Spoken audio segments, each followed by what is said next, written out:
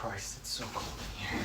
So, I recently beat Final Fantasy VII Crisis Core Reunion, and to put it lightly, I had a very fun time. And I was going to make a normal review for that video, but to be honest, everything I wrote for that script was really bad. I like to take a middle ground every time I write a script, but to be honest, I just came off as such a shill. And I'm fully a shill for Final Fantasy VII and all its compilation series. But it just wasn't up to par with what I find as quality in my videos. So instead of making that video, I decided I'm going to make this video instead. So basically, in my early college years, I, like many young college students, made a lot of bad decisions. And one of those bad decisions was investing myself into a very bad friend group. And without going into too much detail, just basically what happened was I both mentally and physically were in a very rough place. But I'm a pretty extroverted person, so instead of doing, the healthy thing and dropping them, I was I would rather suffer with these people than be alone. So I was with them for a lot longer than I should have. But eventually, after a few talks with a few people and a talk with myself, I did drop them. But that did mean I was alone for a little bit. And if you don't know, being alone in college is one of the worst places to be alone at. And it was a really rough place to crawl out of, because, everyone was solidifying their friend groups already. But eventually, I found a few people who were really nice to me, and, I decided that it would be really healthy for me to hang out with. And I was making genuine friendships and relationships that I was proud of. And, I was getting back to a place where I felt happy because, one, I was understanding myself better, and two, I was with a group of people who made me feel good.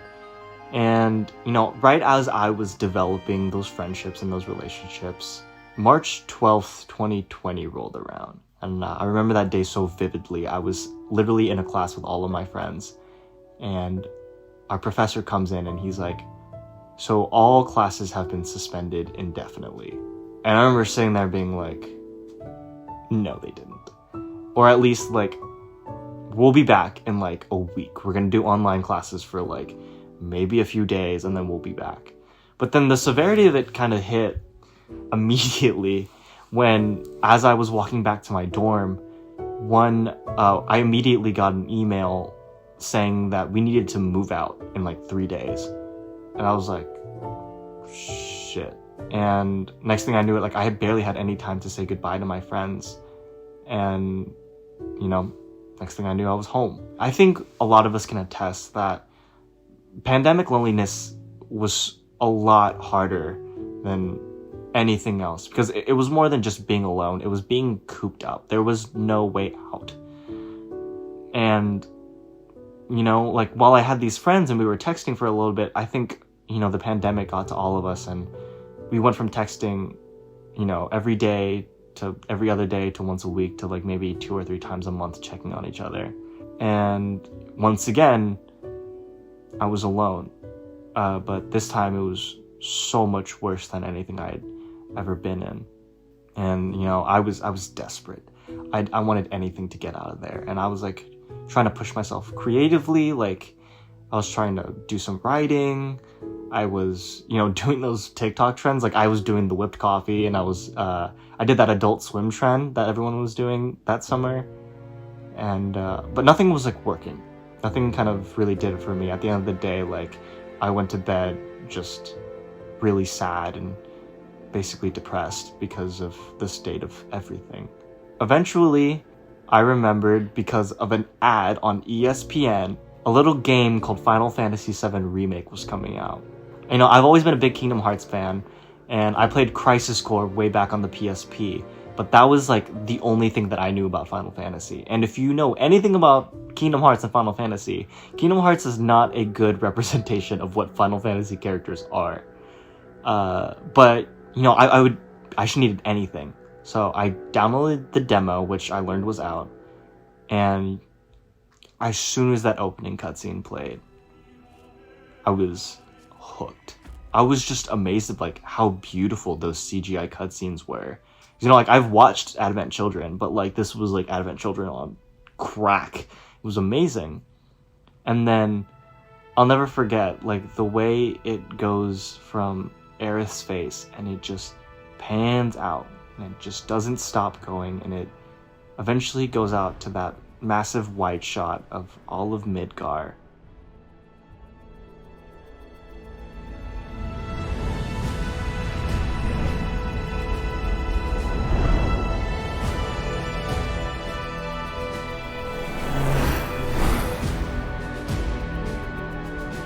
And then it hangs there for a second as the music swells, and finally,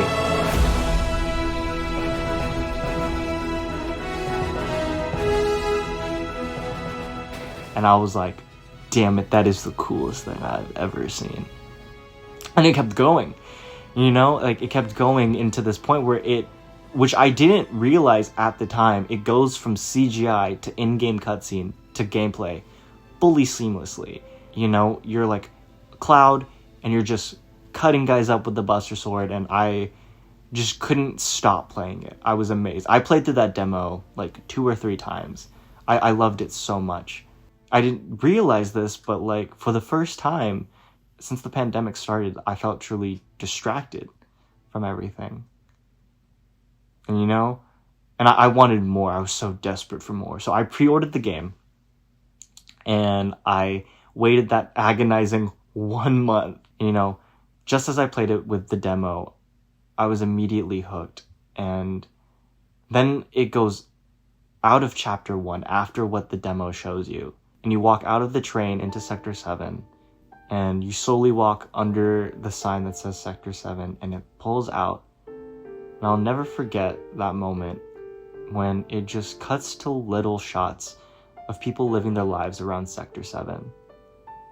And, you know, Sector 7, the slums are a dump. It is supposed to be ugly, but people were making the most out of it. And Tifa's theme kind of trickled in slowly, and as those small piano keys hit, there was just such a sense of overwhelming peace that went over me.